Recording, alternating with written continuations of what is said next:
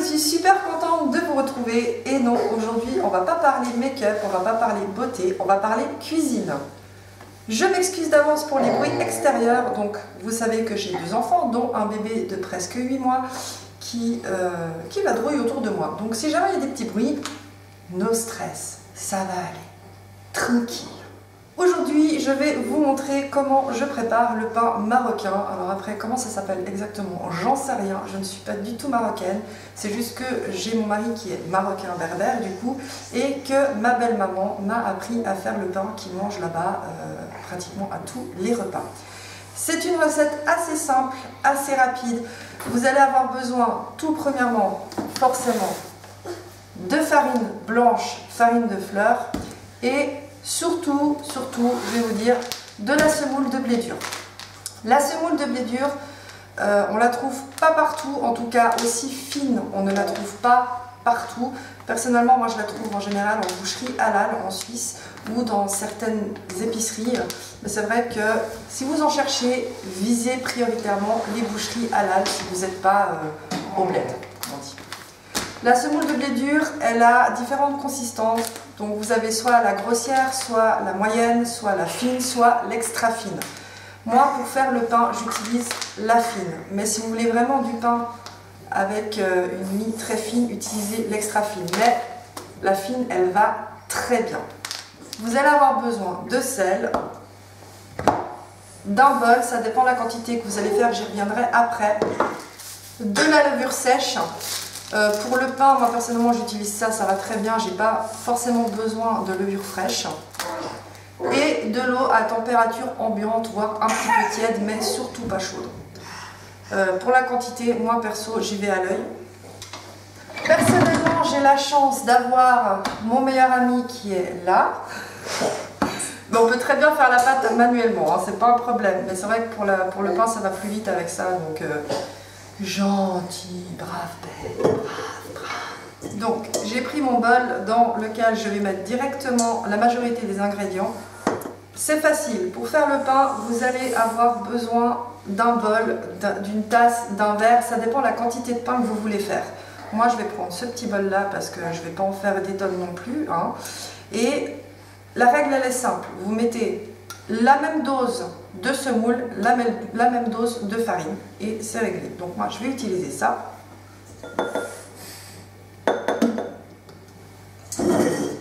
Donc je prends mon bol de farine. Bichette! Alex, l'assistante, j'ai une assistante pas loin qui fait le ménage au fur et à mesure. L'assistante va trop vite, elle veut tout m'emmener, elle veut tout manger alors que j'ai encore besoin des choses. Alex, ça suffit maintenant, tu arrêtes.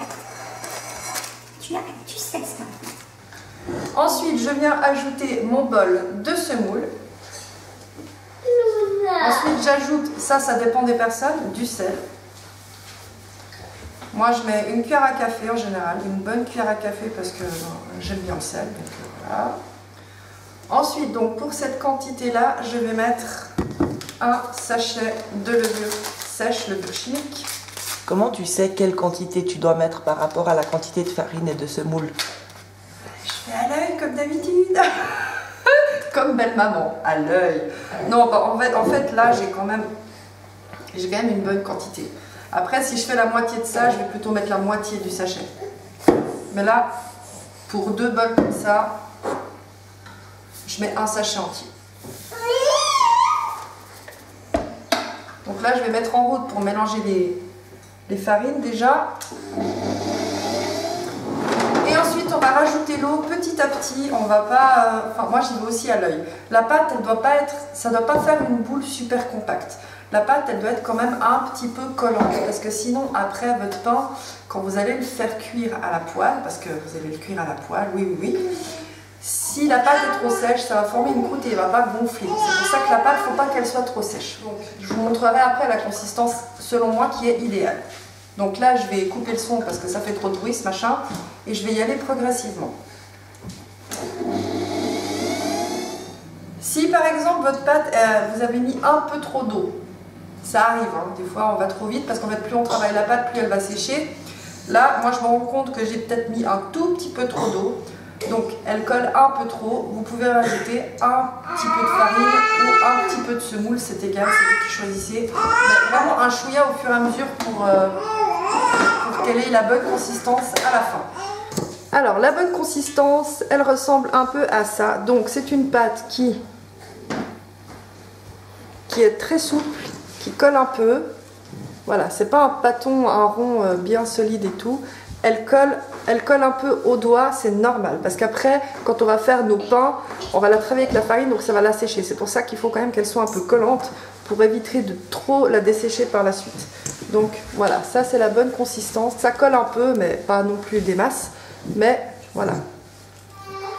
Donc ensuite, on va filmer notre pâte avec du film alimentaire. Là, je laisse toujours un petit trou pour l'oxygénation. Et on va laisser poser ça environ 1h30. Si jamais il faut la laisser poser à température ambiante, si vous êtes au chaud, ou alors dans une pièce un peu plus chauffée, pas dans le frigo, hein, parce que sinon ça va pas le faire.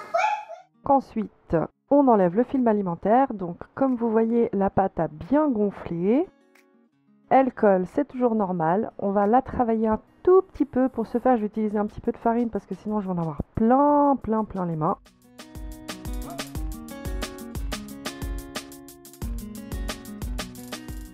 Et on va venir gentiment la décoller pour la poser sur notre plan de travail.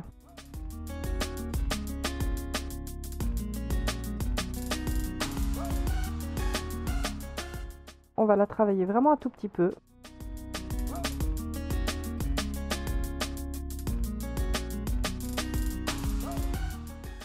Je vais ensuite donc mettre de la farine sur mon plan de travail pour ensuite poser les petites boules qu'on va faire. Pour faire des boules, on va utiliser un système de pince avec nos doigts, donc avec les longs ongles, c'est vraiment pas pratique, hein, mais sinon c'est très facile. Donc voilà, on fait ce mouvement-là pour faire des boules assez régulières.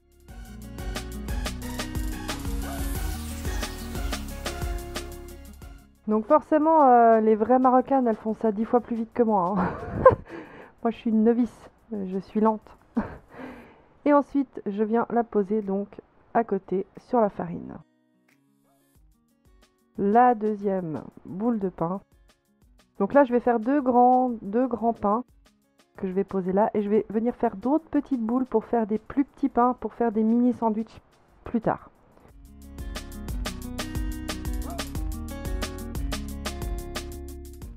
Et là, je me rends compte que j'ai fait encore trop gros, donc je les sépare encore en deux. Ensuite, je viens mettre un linge avec un peu de farine dessus. Et je vais venir donc faire mes pains. Pour ce faire, je fais des boules, je les aplatis, je les retourne, je les aplatis, je les retourne, jusqu'à obtenir plus ou moins un cercle. Hein. Alors moi, j'arrive pas à faire rond comme ma belle maman, hein. C'est impossible, je sais pas comment elle fait. Faut pas que ce soit trop épais, faut pas que ce soit trop fin non plus. Et ensuite, on vient y poser sur ce linge. Je vais venir poser donc tout sur le linge.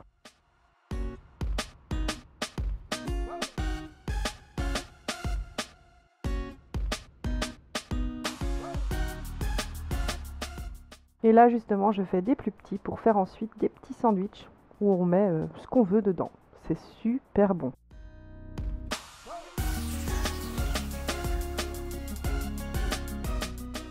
Ensuite, une fois que j'ai fait ça, je vais venir recouvrir avec un linge et je vais laisser poser encore une demi-heure. Pour faire cuire, vous allez avoir besoin d'une poêle basique, d'une spatule si vous voulez pas vous brûler les doigts parce que moi j'arrive pas à faire sans, et de quelque chose pour poser votre pain et le couvrir par la suite. Le petit couteau, c'est pour enlever l'air à la fin en faisant un petit trou. Donc je pose mon pain dans la poêle, je vais aplatir un petit peu et je vais le tourner pour répartir la chaleur et pour pas qu'il soit doré qu'à un seul endroit. Je vais faire ça très régulièrement, assez souvent, donc tourner, retourner le pain dans l'autre sens, aplatir un peu pour répartir la chaleur, tourner, retourner. Je vais faire ça en fait tout le long jusqu'à ce que mon pain commence à dorer et que, comme ici, il va commencer à gonfler. Là, il gonfle bien, c'est le but recherché quand on fait ce pain-là. S'il ne gonfle pas, ne paniquez pas, ce n'est pas grave, il va quand même être bon, il va quand même se manger. Mais là, on est d'accord, c'est le top du top. comme il a bien gonflé, je vais continuer à tourner, retourner, tourner, retourner. Je vais faire les bords aussi avec 2 spatules pour le maintenir droit parce que moi je suis incapable de le tenir avec les mains comme fait ma belle maman. Je sais pas comment elle fait, moi j'y arrive pas. Moi je fais comme ça, voilà, plus simple. Et une fois que je pense qu'il est vraiment bien cuit, donc bien, voilà, cuit, qu'il a bien gonflé, je vais prendre mon petit couteau et je vais faire un petit trou, voilà, pour vider l'air. Et je vais aplatir légèrement et ensuite je vais le poser donc sur mon linge à côté et je vais le recouvrir pour pas qu'il sèche.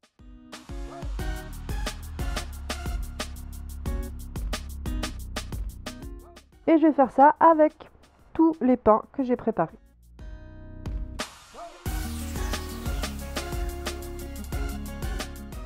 Les petits pains aussi gonflent et s'ils ne gonflent pas comme vous l'espérez, c'est pas grave, ce sera quand même bon.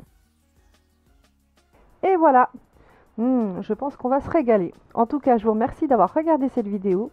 Je vous fais plein de gros bisous et je vous dis à tout bientôt. Bye bye.